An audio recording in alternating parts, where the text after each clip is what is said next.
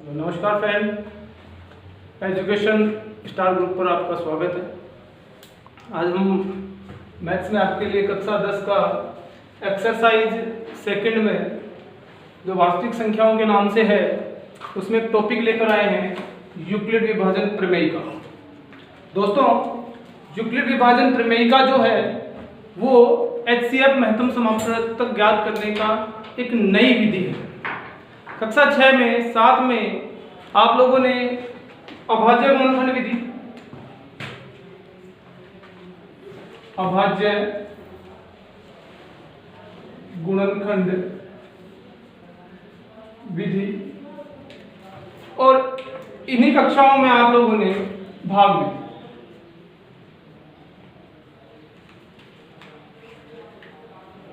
अभाज्य गुणनखंड विधि में भाग विधि से महत्तम समापन तक ज्ञात किया, मैथ से ज्ञात किया, HCF ज्ञात किया। इसी में भाग विधि का एक एडवांस रूप है। मैं यूं कहूं भाग ही विधि है, केवल उसका लिखने का तरीका अलग है। और भाग विधि का एडवांस रूप क्या है? यूक्लिड विभाजन प्रमेयिका।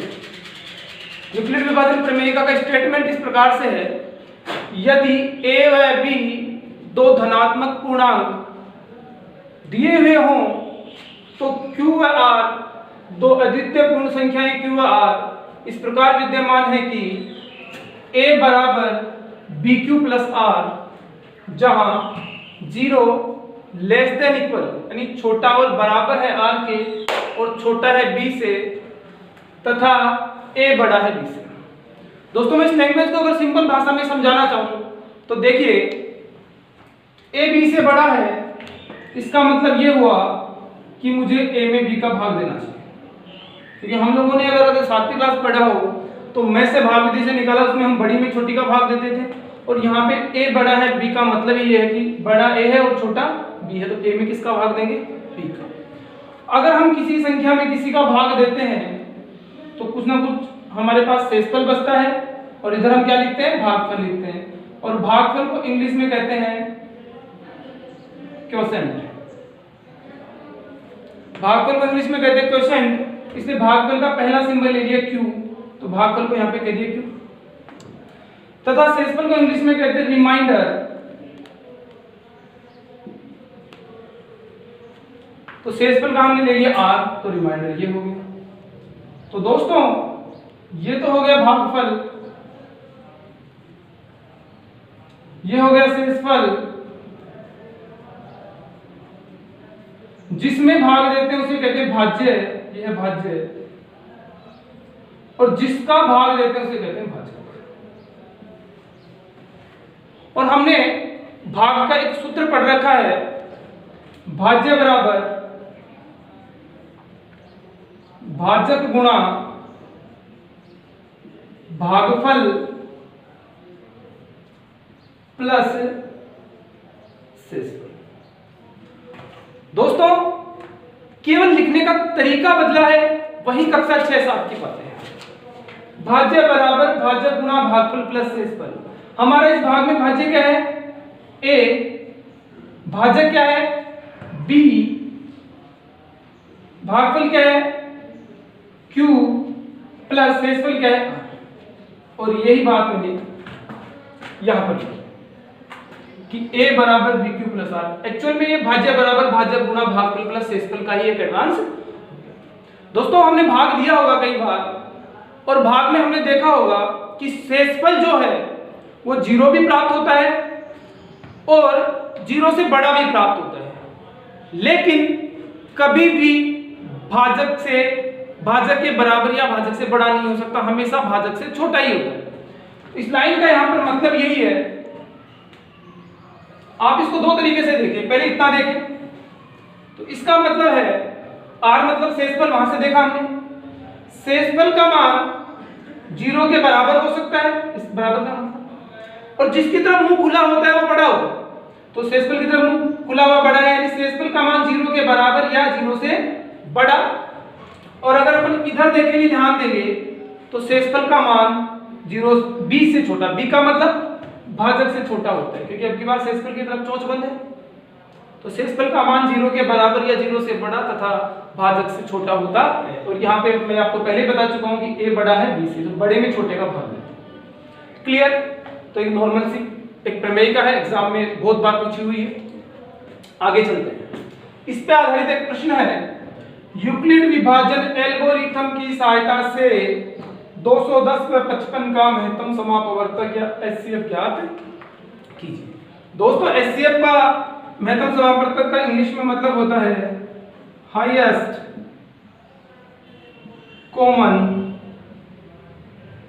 फैक्टर। तो इसका H ले लिया, यहां से C ले लिया, यहां से F ले लिया,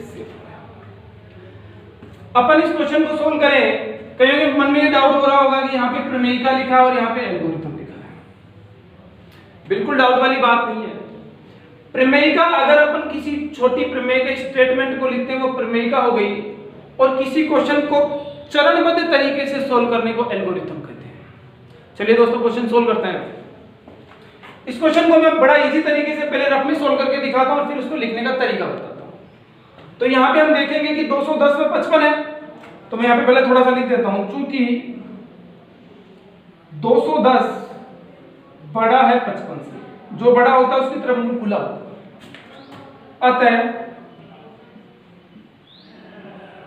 यूक्लिड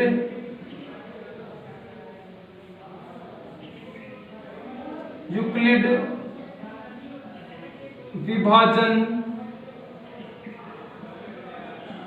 एल्गोरिथम से, चूंकि मैं पहले ही बता चुका हूं कि बड़े में हमें किसका भाग देना है, छोटे का भाग देना है। देखिए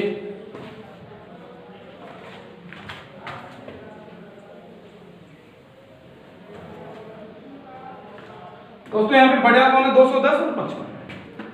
210 में हम भाग किसका देंगे, 55 का भाग देंगे तो 55 एकम 55, 55 दूनी 110 और 55 दिए 165। इससे ज्यादा भाग जाएगा नहीं। शेषफल कितना बच गया, 10 में से 5 गया 5, 0 और 20 में से 16 गया तो 45 शेषफल बच गया। हमें तब तक भाग देते जाना है तब जब तक शेषफल शून्य न आ जाए। तो अब आप कहेंगे शेषफल शून्य किस प्रकार से, तो हमारे पास जो शेषफल बचता है उसका हम किस में भाग देंगे, भाजक में भाग देंगे। और तब तक ये प्रक्रिया चलती जाएगी जब तक शेषफल शून्य न आए। चाहे यह पद 1 हो सकता है, चाहे 10 हो सकते हैं। तो चलिए अगला भाग देते हैं 55 में 45 का। तो 45 एकम 45, शेषफल बच गया 10। अभी भी शेषफल शून्य नहीं आया, पुनः ये प्रक्रिया दोहराएंगे। 45 में भाग देंगे 10 का, 10 चौके 40, शेषफल बच गया 5। अभी भी शून्य नहीं आया, वापस 5 का भाग उसमें देंगे, 5 दूनी 10 और हमें क्या मिल गया, शेषफल शून्य मिल गया। और शेषफल शून्य मिलते ही हमारा काम पूरा हो गया। दोस्तों हम अभी फेर वर्क अभी हम करेंगे, लेकिन अगर रफली करने के बाद में जिस भाग में शेषफल शून्य आ जाए उसका भाजक उसका क्या होता है, एचसीएफ होता है। यानी इस क्वेश्चन का जो आंसर है वो कितना है, 5 है। लेकिन ये रफ कार्य है, ये अगर अपन 6th क्लास में होते, 7th में होते तो इस तरीके से करते, लेकिन अपन 10th स्टैंडर्ड के अकॉर्डिंग इस क्वेश्चन को बड़े अरेंज करेंगे, बढ़िया तरीके से इसको लिखेंगे। अभी मैंने आपको फॉर्मूला बताया था, भाज्य बराबर भाजक गुणा भागफल प्लस शेषफल। इसी को काम में लेना है क्योंकि ये फॉर्मूला और ये एक ही तो है। चलिए पहले भाग में भाज्य क्या है, तो हम इसको लिखेंगे स्टेप फर्स्ट, प्रथम चरण। इसमें भाज्य है 210 बराबर भाजक है 55 गुणा, फिर लिखना भागफल, भागफल है 3 प्लस शेषफल है 45। इसी प्रकार अगले भाग में जाएंगे तो द्वितीय चरण स्टेप सेकंड, इसका भाज्य है 55, भाजक है 45, भागफल है 1 प्लस शेषफल है 10। इसी प्रकार से अगले चरण में जाएंगे, स्टेप थर्ड। स्टेप थर्ड में भाज्य है 45, भाज्य बराबर भाजक गुणा भागफल, तो भाजक है 10, भागफल है 4 और शेषफल है 5। और चौथे भाग में तक चलेंगे तो स्टेप फोर्थ,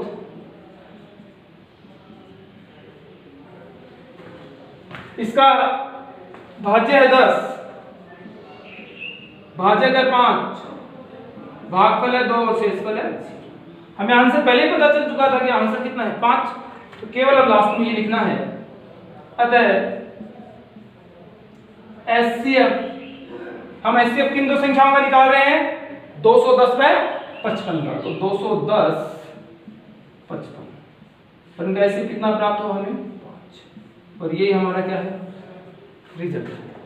दोस्तों बहुत ही आसान प्रक्रिया है और आप इस तरीके से इस क्वेश्चन को सॉल्व कर सकते हैं।